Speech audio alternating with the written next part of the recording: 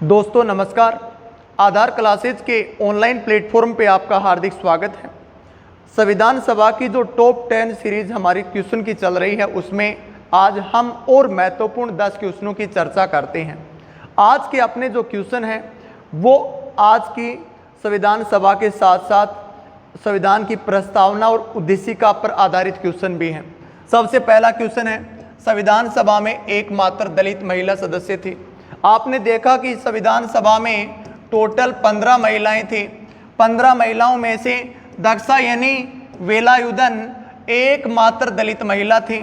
इसके अलावा एनी मस्किरीनी जो है ये रियासतों का प्रतिनिधित्व है, रियासतों का प्रतिनिधित्व करने वाली महिला संविधान सभा में थी, उसका नाम एनी मस्किरीनी है। और एकमात्र दलित महिला थी, उसका नाम दाक्षायणी वेलायुधन है। और बेगम एजाज रसूल आपने देखा है कि एकमात्र ऐसी महिला सदस्य है जो मुस्लिम है संविधान सभा में। संविधान सभा में एकमात्र मुस्लिम महिला सदस्य की बात की जाए तो बेगम एजाज रसूल। इसी तरीके से दूसरा क्वेश्चन है, संविधान सभा में अनुसूचित जाति सदस्यों की संख्या।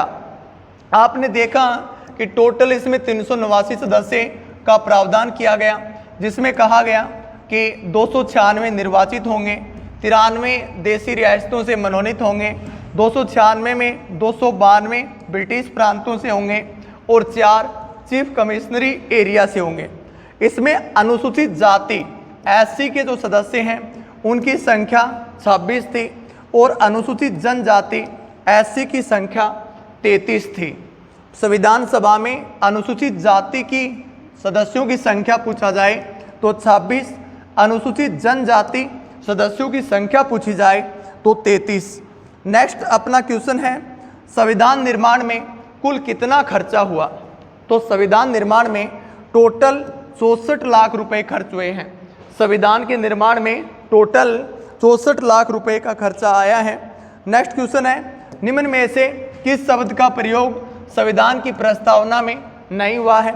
तो प्रस्तावना जो है उसको उद्देशिका भी कहा गया है। उद्देश्य प्रस्ताव पेश किए गए हैं 13 दिसंबर 1946 को जवाहरलाल नेहरू के द्वारा संविधान सभा ने इन्हें मंजूरी दी है 22 जनवरी 1947 को। इसमें लोक शब्द का प्रयोग है, नागरिक शब्द का प्रयोग हुआ है, व्यक्ति शब्द का प्रयोग हुआ है, जनता शब्द का प्रयोग संविधान की प्रस्तावना में नहीं हुआ है। नेक्स्ट क्वेश्चन अपना है, भारतीय संविधान की उद्देशिका की कौन सी विशेषता निर्वाचित राष्ट्रपति द्वारा रेखांकित की जाती है। तो वो है गणराज्य। गणराज्य का तात्पर्य है कि जहाँ का राष्ट्राध्यक्ष कार्यपालिका या संविधान का सर्वोच्च मुखिया निर्वाचित होता है, इसीलिए भारत को गणराज्य कहते हैं।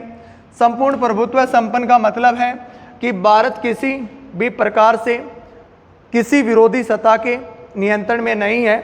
और समाजवादी का मतलब सबका साथ सबका विकास, संसाधनों का विकेंद्रीकरण से है। धर्मनिरपेक्षता का मतलब है कि भारतीय संविधान जो है वो सभी धर्मों का सम्मान तो करता ही करता है, पंथों का सम्मान भी करता है। संविधान का अपना कोई धर्म नहीं है, वो सभी धर्मों का इक्वल बराबर सम्मान करता है। गणराज्य का शाब्दिक अर्थ है यहाँ का राष्ट्रपति निर्वाचित होता है, इसीलिए भारत को गणराज्य कहते हैं। नेक्स्ट क्वेश्चन है, उद्देशिका में वर्णित शब्दों का सही क्रम है। तो सही क्रम इसमें निरपेक्षता, न्याय, स्वतंत्रता, राष्ट्र की एकता और अखंडता है। दोस्तों प्रस्तावना में संशोधन एक बार हो चुका है, वो 42वें संविधान संशोधन 1976 के तहत हुआ था। उसमें 3 नए शब्द भी जोड़े गए, निरपेक्षता, समाजवादी और अखंडता शब्द जोड़े गए थे। अगला नेक्स्ट क्वेश्चन है, भारत के संविधान की उद्देशिका में कौन सा शब्द नहीं दिया गया। विश्वास, धर्म, उपासना शब्दों का प्रयोग हुआ है, भाषा का प्रयोग इसकी प्रस्तावना में नहीं दिया गया है। नेक्स्ट क्वेश्चन अपना है, राष्ट्रमंडल में भारत की सदस्यता से भारत की सांविधिक व्यवस्था की कौन सी विशेषता विवादाग्रस्त हो जाती है। वो अभी हमने पढ़ा, गणराज्य। यहाँ का राष्ट्राध्यक्ष निर्वाचित होता है, जबकि ब्रिटेन का जो मुखिया है वो वहाँ पे वंशानुगत होता है। नेक्स्ट क्वेश्चन है, भारत में संप्रभु कौन है?